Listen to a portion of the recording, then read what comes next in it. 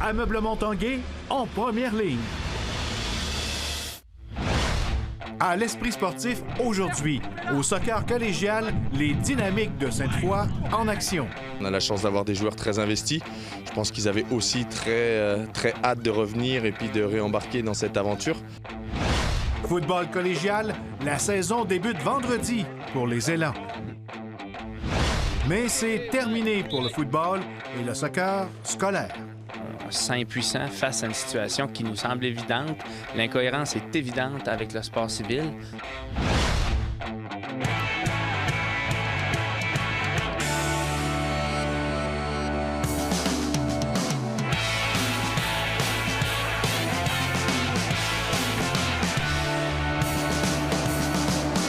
Bienvenue à l'Esprit sportif. On parle d'abord soccer avec l'annulation de la saison du Rouge et Or universitaire. Bien, le meilleur calibre présentement de soccer dans la région, c'est le collégial Division 1.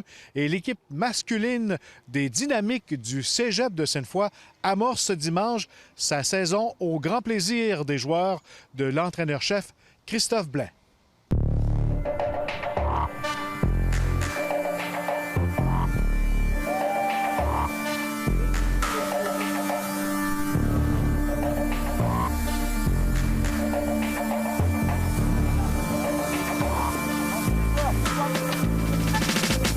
Les nouvelles des Dynamiques du Cégep de Sainte-Foy en soccer masculin Division 1. Premièrement, on revient un petit peu sur 2019. Comment avait été la saison et le championnat provincial? Ça avait été une belle saison. On avait été encore dans toujours l'idée directrice de monter un projet de jeu qui avait été intéressant. On avait bien progressé. Après, le quart de finale a été un match très spécial qui a fait que les circonstances n'ont pas tourné en notre faveur. Mais dans l'idée de monter un projet et puis d'avoir une équipe qui joue de la façon dont on voulait jouer, c'était très intéressant et elle avait bien progressé durant l'année dernière. On a la chance d'avoir des joueurs très investis.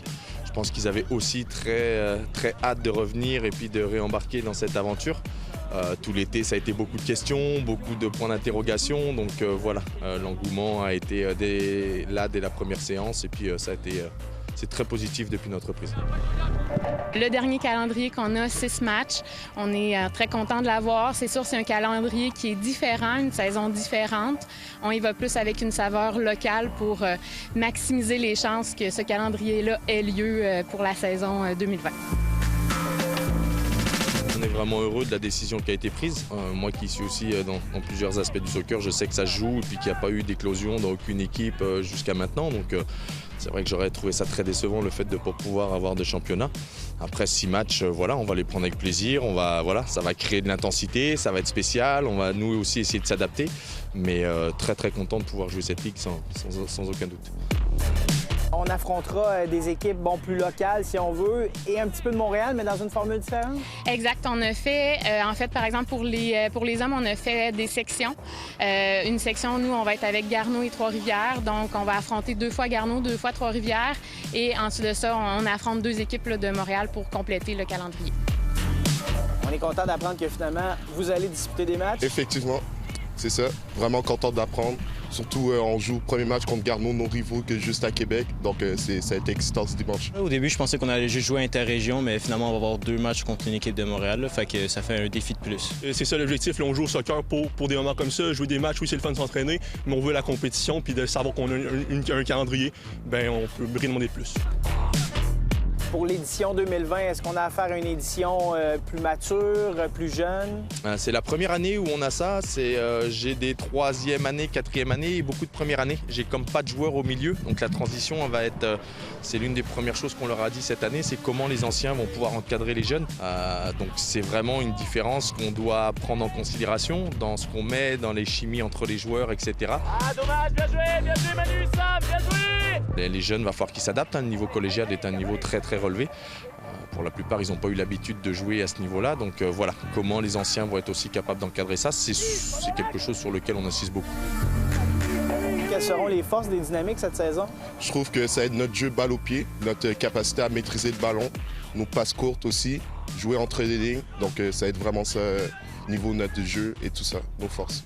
Il n'y a pas de saison du côté du Rouge et Or de l'Université Laval. C'est un peu l'objectif de plusieurs joueurs, c'est là où ils veulent aller. Quelle est l'ambiance là, pour cette nouvelle? Comment ils ont réagi à ça? Je crois qu'on a des athlètes qui sont très résilients, qui sont contents de au moins pouvoir jouer. Encore une fois, ça reste incertain. Je crois qu'ils vont être contents s'ils ont une saison, mais en même temps, ils sont conscients que c'est très, très fragile. Pour l'instant, je me focus vraiment sur ma saison avec le cégep, puis après ça, là, on verra, mais je pense que c'est on a un travail à faire, mais on est content de toute la saison parce qu'on sait ce qui se voit peut-être des niveaux universitaires, mais on focus sur ce qui va se passer avec le cégep pour l'instant. Il n'y a rien qui change au niveau de la mentalité, on cherche toujours les résultats. Donc, peu importe championnat canadien ou pas, on va chercher à gagner. Moi, je trouve que le collégial est une saison préparatoire à l'universitaire. Hein. Donc, nous, on insiste beaucoup sur voilà, la qualité et le développement encore des joueurs. L'année dernière, au niveau universitaire, il y avait 11 joueurs qui étaient issus du cégep Sainte-Foy. Donc voilà, quand on sait ça, je pense que c'est hyper satisfaisant pour un programme comme le nôtre. On souhaite bonne saison dynamique, merci. Un grand merci.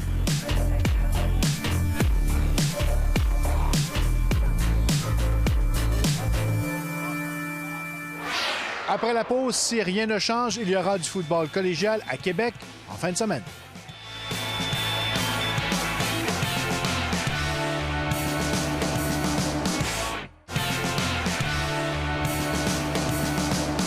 Et à moins d'une surprise de dernière minute, il y aura du football collégial Division 1 cette fin de semaine à Québec.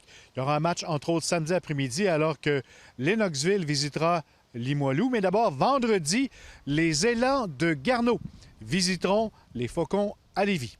Le reportage de Jonathan Fournier.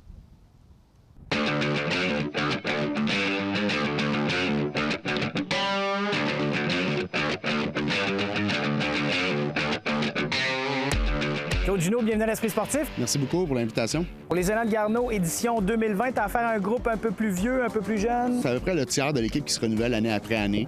On a la chance d'avoir des gars qui ont vécu un match de bol d'or il y a 2 ans, en 2018. L'esprit d'équipe est extraordinaire. On a vraiment un bon noyau de jeunes et de gars plus expérimentés. Tristan Blais, ton carrière partant, qui revient pour une 4e saison avec les Élans? Oui, absolument. Tristan termine son stage collégial présentement cette année en totale confiance, total contrôle de notre attaque aussi, de la manière qu'on joue, des appels qui sont faits. J'ai hâte. Puis je pense que ça va bien aller. Là. À l'attaque, on a quand même beaucoup de vétérans. Puis on devrait être capable de faire quelque chose de bon. On ne savait pas à quoi s'attendre en commençant la saison. Fait que déjà, si on peut avoir des matchs, c'est déjà un plus. Puis déjà qu'on puisse avoir un petit play-off à Québec, c'est déjà le meilleur qu'on peut espérer en ce moment.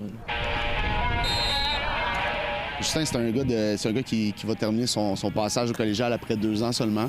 C'est un gars qui a ouvert les yeux à tout le monde l'an dernier. C'est un gars qu'on savait avec énormément de talent. Au-delà du talent, c'est la personne. C'est une personne dédiée. C'est une personne qui a une éthique de travail exceptionnelle, irréprochable. Puis il est contagieux au sein de notre équipe.